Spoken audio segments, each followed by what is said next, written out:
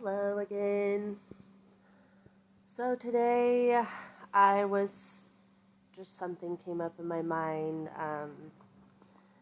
about my experiences in the occult, and I just kind of wanted to shed a light on not a very subtle, light topic, but I wanted to kind of explain from my perspective being in the occult and paganism and witchcraft and all of that. I delved into everything in my lifetime. I was on a quest for truth. I literally studied every religion and spirituality because I was just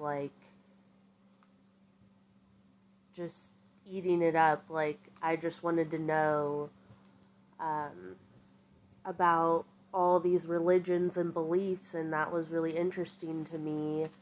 I also practiced a lot of things and participated in things, but there was some things that, by the grace of God, I did not participate in that really take a bite out of your conscience and, as the Bible says, can sear your conscience.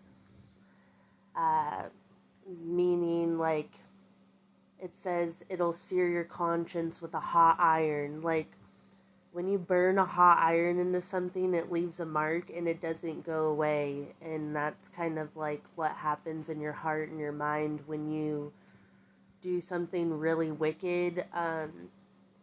You'll become numb to it, and then it'll become easier to do more wicked. Which is why some of these bad people, they get worse and worse because they've seared their conscience with a hot iron, is what the Bible says. So, where was I? So, I kind of wanted to explain, I was talking about, I kind of delved into everything, New Age and even Islam, and I already studied Christianity very young. I went to Sunday school once in a while with relatives and different things. I from the New Age, magical thinking, I started getting more into magic and white magic, and then that eventually led me into oh, well, what's so bad about black magic, because I teach black magic is just the opposite of white magic. So I started delving pretty deep into the occult. I went to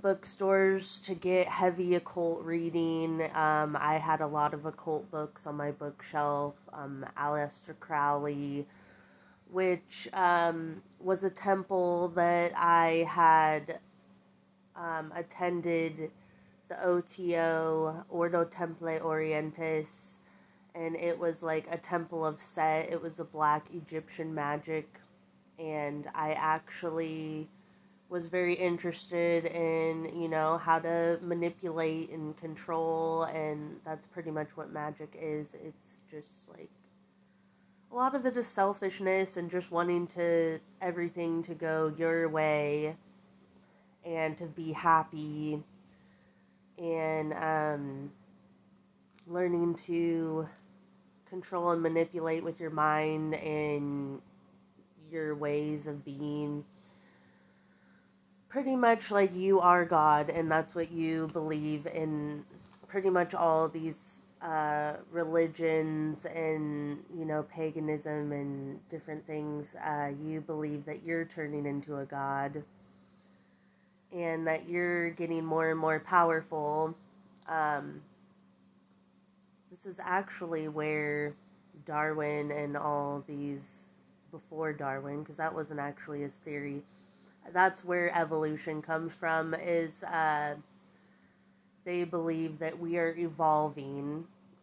We came from little whatever, bacteria, no, I don't know, like whatever they think, these little things, specks, and all of a sudden we morphed into like fish and things with legs, and then all of a sudden we were like, it's freaking ridiculous. And they try to teach this to go along with their like, we're turning into uh we're turning into this superior being that's like a god, is what the end of evolution is. Like, you're a god and you're with all the gods. And um it's what the serpent taught in Genesis to Eve. If you eat the forbidden fruit, which is a lot of this occult knowledge is the forbidden fruit, and you'll be God, and you will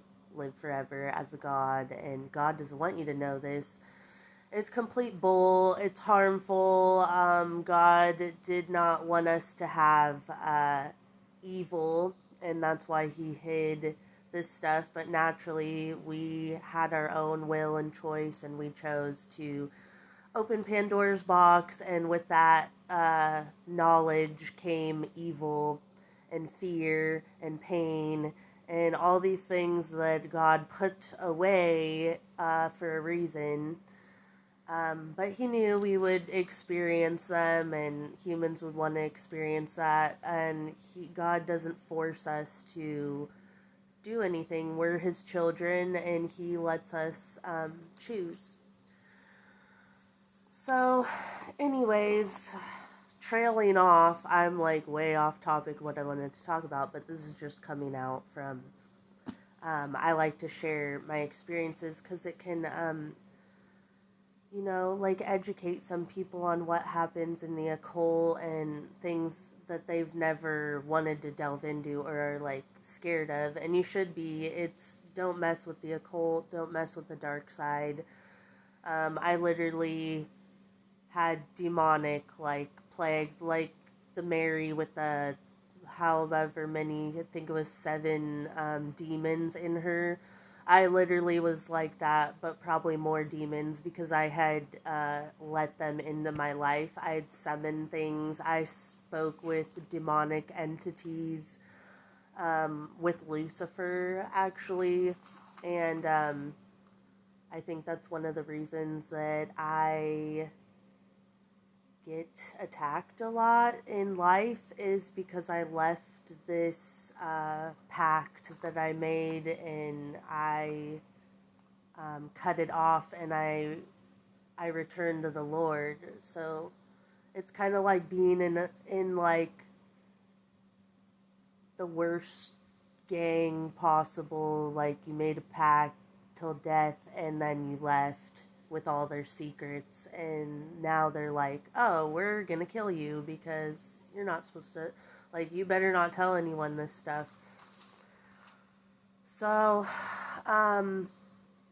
yeah, I have to use wisdom to when I say things, and, God protects me nevertheless. So when I feel God leading me to share, I share. But I don't open up on this topic a whole lot, because it is,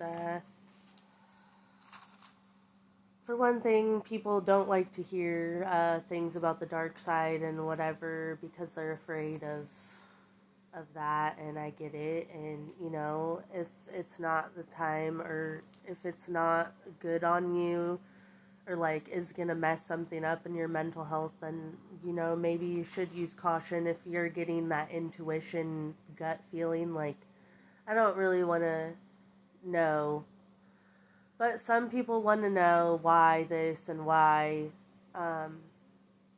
and I've always been curious, and I've always asked questions, and I tend to relate to people